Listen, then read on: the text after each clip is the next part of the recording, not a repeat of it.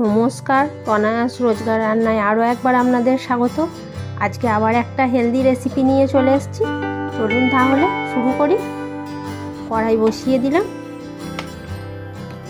সর্ষের তেল দিলাম,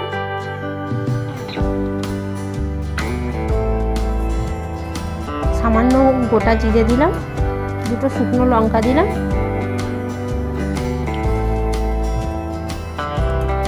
এবার একে একে যে আমি সবজিগুলো কেটে রেখেছি সেগুলো দিয়ে দিলাম কুমড়ো, পেঁপে,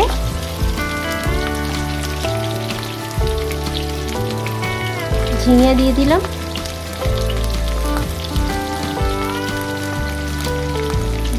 গাজর, আলু,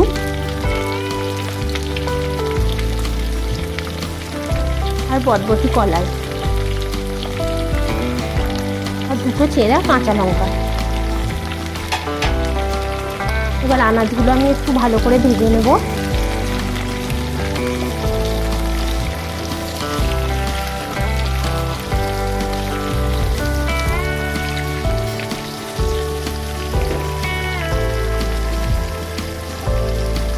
একটু চাপা দিয়ে দিলাম যাতে তাড়াতাড়ি সেদ্ধ হয়ে যায় আনাজগুলো, বা একটু ভাজা ভাজা হয়ে যায়।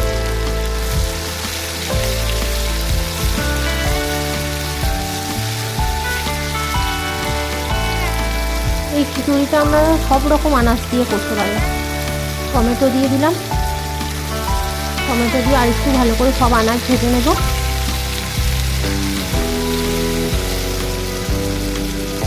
এবার মুগের ডালটা আমি ভালো করে ধুয়ে রেখেছিলাম, মুগের ডালটা দিয়ে দিলাম।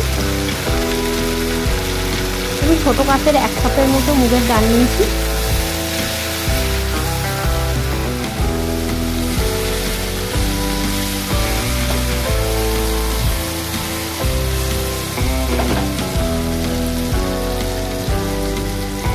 মুগের ডালটা ভালো করে আনাজের সঙ্গে ভেজে নিয়ে আমি পরিমাণ মতো জল দিয়ে দিলাম।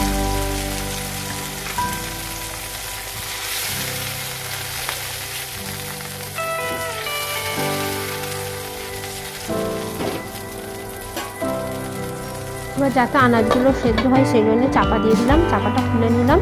দেখুন ভালোই সেদ্ধ হয়ে গেছে, ডালটাও সেদ্ধ হয়ে গেছে, আনাজগুলোও সেদ্ধ হয়ে গেছে।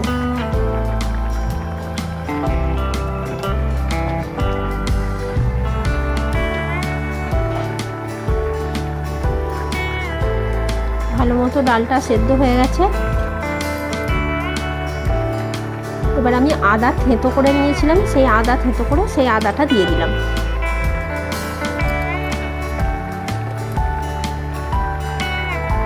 পরিমাণ মতো হলুদ গুঁড়ো দিয়ে দিলাম,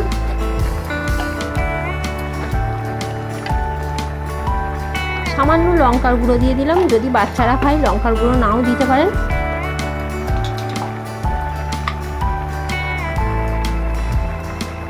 সামান্য ধনে গুঁড়ো দিয়ে দিলাম, সামান্য জিরে গুঁড়ো দিয়ে দিলাম।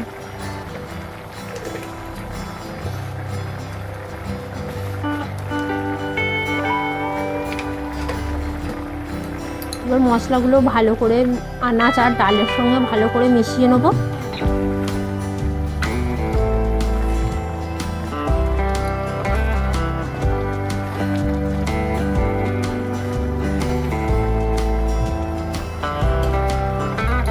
আর একটু চাপা দিয়ে দিলাম,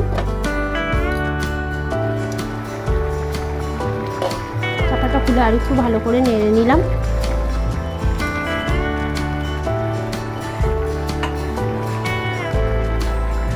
এবার আমি আধ ঘন্টা আগে সাবু ভিজিয়ে রেখেছিলাম, সেই সাবুটা আনাজের মধ্যে ডালের মধ্যে দিয়ে দিলাম।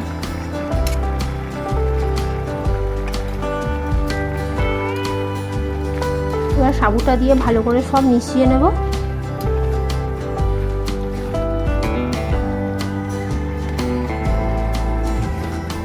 সাবুটা ভিজিয়ে রেখেছিলাম তাই খুব সেদ্ধ হয়ে যাবে তাড়াতাড়ি, সেই জন্য সাবুটা অনেক পরে দিলাম। আগে আনাজপাতি ডাল সব সেদ্ধ করে নিলাম, তারপরে একটু সাবুটা দিলাম। আনাজপাতি ডাল সাবু দিয়ে যদি দেখেন জল কমে গেছে আর একটু জল দিয়ে দেবেন। আর একটু চাপা দিয়ে দিলাম যাতে সাবুটা হয়। দেখুন সব কিছু ভালো মতো সব সেদ্ধ হয়ে গেছে।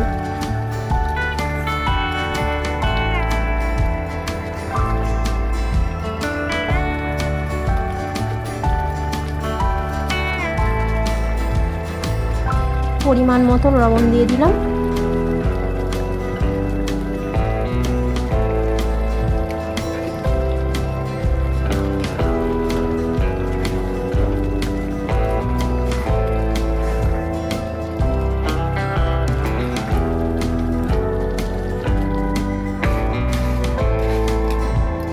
সামান্য চিনি দিয়ে দিলাম।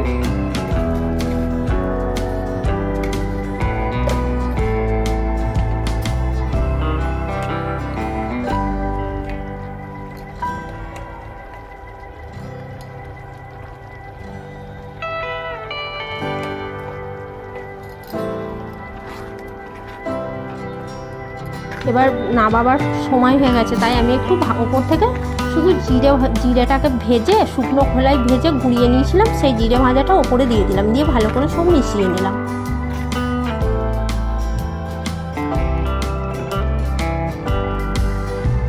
এক চামচ ঘি দিয়ে দিলাম, এতে সেন্টটা খুব সুন্দর আসবে। আরও ভালো করে সব একসাথে মিশিয়ে নিলাম। সাবুটাও ভালো মতো হয়ে গেছে।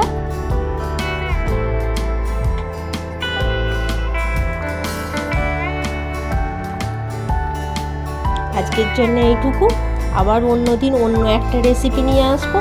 যদি রান্নাটা ভালো লাগে আর যারা খেতে ভালোবাসেন একটা সাবস্ক্রাইব, লাইক, শেয়ার অবশ্যই করে দেবেন।